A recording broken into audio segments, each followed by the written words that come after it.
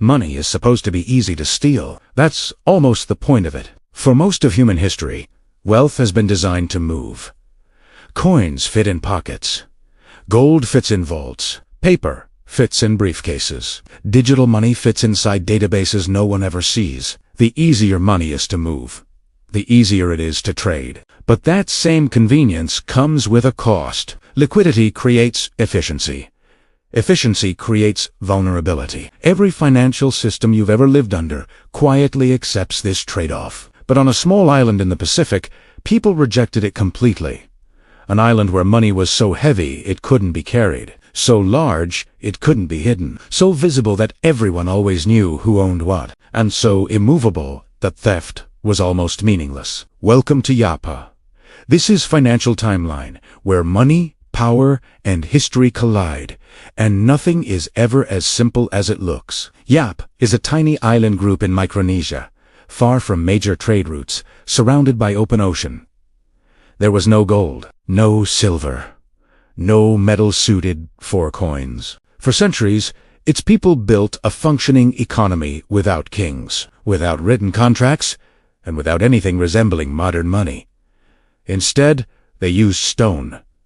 Not small stones, not symbolic tokens. Massive limestone discs, some weighing several tons, carved with a hole in the center, quarried hundreds of miles away, hauled across dangerous seas, and displayed openly across villages. These were rise stones, and they functioned as money. At first glance, the idea sounds absurd. Why choose a form of wealth that can't circulate? Why build value out of something you can't move? Why accept a system where transactions don't involve physical transfer at all? Because those questions misunderstand what money actually is. Rise stones weren't valuable because of usefulness, or even scarcity alone. They were valuable because of what they represented: effort, danger, history, and shared belief. The limestone didn't exist on Yap.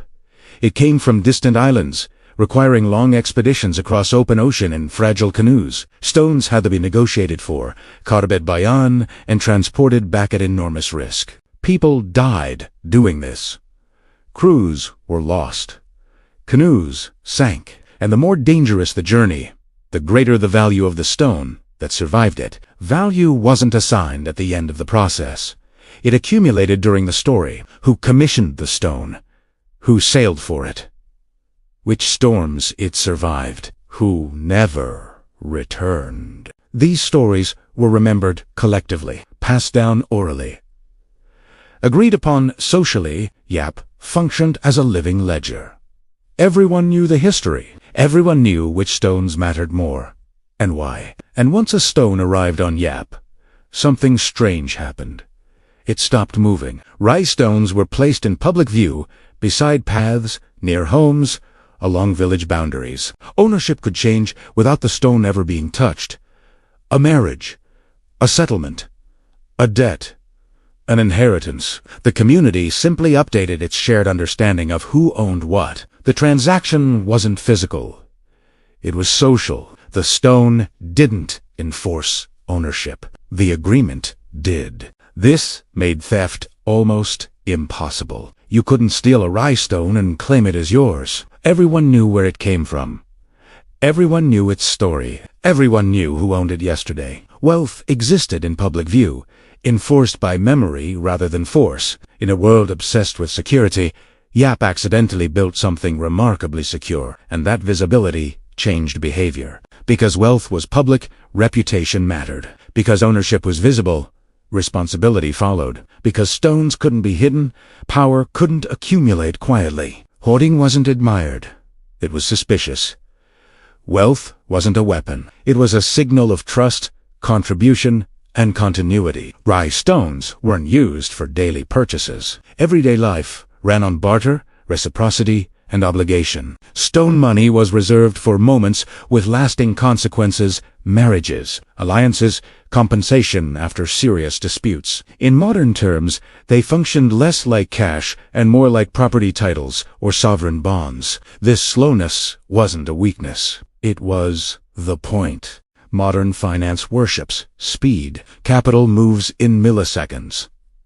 Markets react instantly. And while that efficiency creates growth, It also creates fragility. Yap traded speed for stability, visibility for accountability, narrative for panic control. They solved problems modern systems still struggle with: trust, fraud, prevention, and long-term stability without writing, arithmetic, or centralized authority. But no system survives contact with a more powerful one. When colonial powers arrived, they tried to improve the system. Stones were measured, catalogued, and reproduced with modern tools. What once required danger and sacrifice could now be done cheaply and safely. From a Western perspective, this was progress. From Yap's perspective, it was inflation. Not inflation of quantity, inflation of meaning.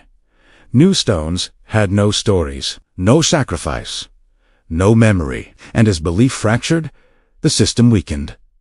Authorities shifted outward. Consensus gave way to administration. Once trust left shared memory, the stones lost their power. The system didn't collapse violently. It simply stopped working. And that's the lesson. The money of Yap didn't fail because it was irrational. It failed because an external system refused to recognize what actually gave it value. Modern money isn't as different as we pretend.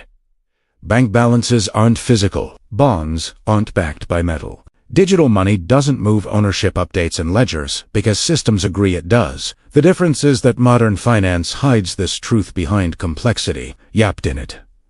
They understood something fundamental.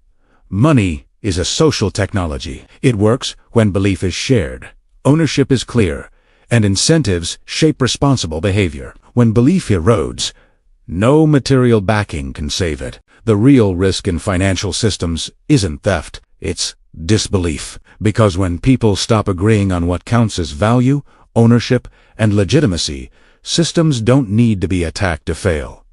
They simply unravel. History doesn't repeat, but incentives do. And once you understand that, it becomes much harder to believe modern systems are immune. If this changed how you see money, subscribe to Financial Timeline.